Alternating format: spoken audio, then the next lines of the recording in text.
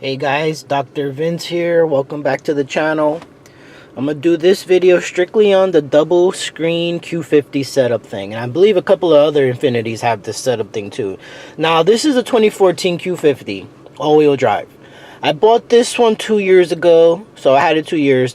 I got it used, of course, salvaged. Can't afford to get this thing new. So, in 2014, when this car came out, this two-screen setup was, pretty awesome. You're like, whoa, 2 screens, man, that's pretty crazy. No car was really doing that. But 5 years later, this two-screen thing, I don't know, it could be just so much better. First of all, mine didn't come with the GPS, so that's up here. I already don't have that. But even the ones that do have the GPS isn't really all that. I mean, it could be much better. So this is how it is usually. If your phone is not set up to this, it always has this clock, and you cannot change this clock or put like some kind of screen like display. It only stays this. I mean, they could at least did some kind of moving picture thing that it's, I don't know, a lot of options, but they just chose the clock, and you can't even change that clock. It would be nice if you could put something fancy.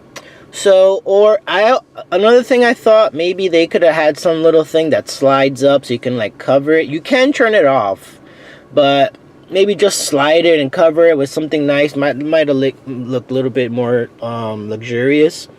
So, the only cool thing about the top one is, so when you have your phone connected to it, it even says all the little things on your phone like you would have it. Like, that's my signal, those are my bars. So when I go to the steering wheel and I hit phone, that'll bring me up to this, my phone. So I'm gonna go down here. The only really cool thing I like about this, it talks your text messages. So I'm gonna go to my texts, retrieving. I'm gonna go to mom. Wedding. So Nick Cusey, photographer. when I go to mom, it even says it. Now I'm gonna click the message, everything from the steering wheel. I don't have to touch anything. While I'm driving, I can do this. Hit that, and Are you coming over? Dinner is almost done. so that it says what my mom wrote, so that's pretty cool. And I can reply back and talk it, and it will pick up what I'm saying, and I hit enter, and it'll reply back just by talking. So that's pretty awesome. I do like that. So that's all the top does, though. It could be so much cooler.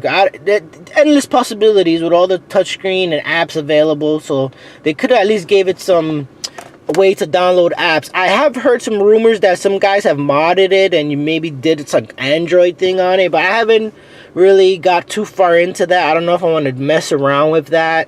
It's not really worth it, but it should have came with it. So on the bottom, it's pretty cool. Touchscreen, a lot brighter.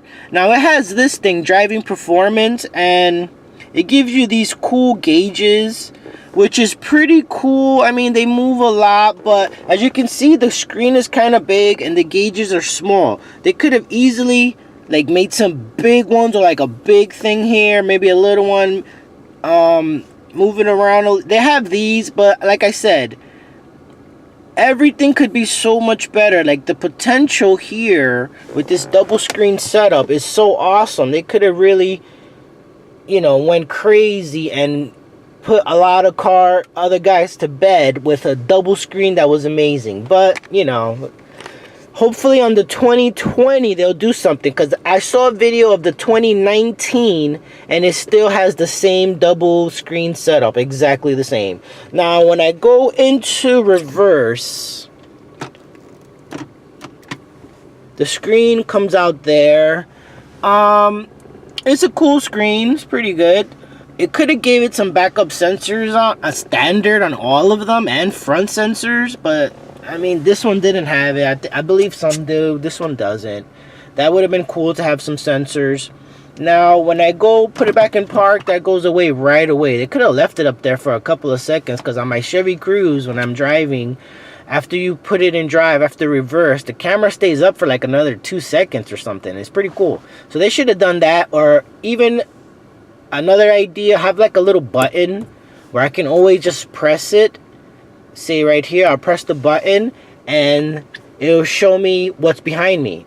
or if it has a front camera, it'll show me what's in front. They need to do that. That's pretty easy. I just thought of it. I might just do it on my next car myself. All right. Another cool thing about this car with the screens, when you go to the drive mode, which is over here, drive mode, when you click it up, you go to the driving menu, which is pretty cool. I like that.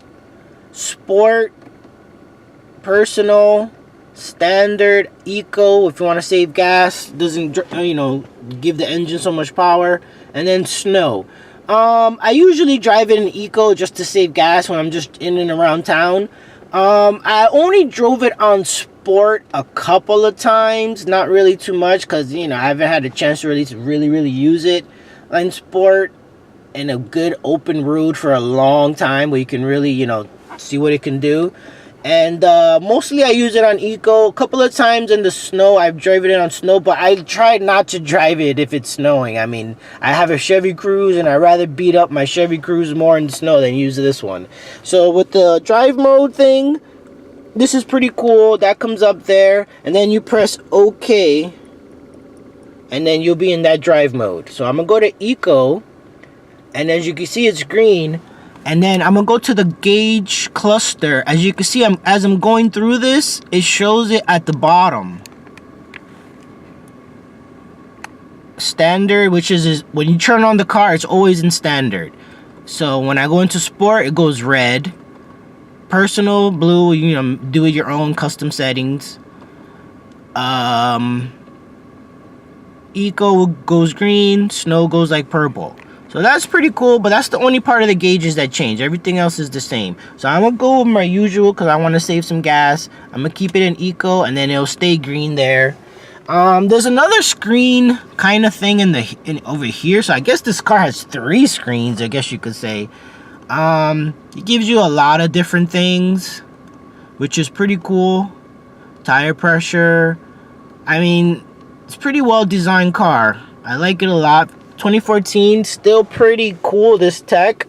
I'm just can't wait to see what they do next, because this has a lot from when it came out in 14. So 2020, they should really go crazy with this and really do something amazing. Also, when you hit the heated seats, it comes out up here. If you want auto, high, medium, low, or off. And the same thing on the other side for the passenger. So I like that. I mean, it's a great car, but they just could have done a lot of better things. And I guess that's everything I want to talk about the screen. Let me know what you guys think about this screen setup. Who has it? If you like it, you don't like it, you know, and I'll always try to get back to you guys. Thanks.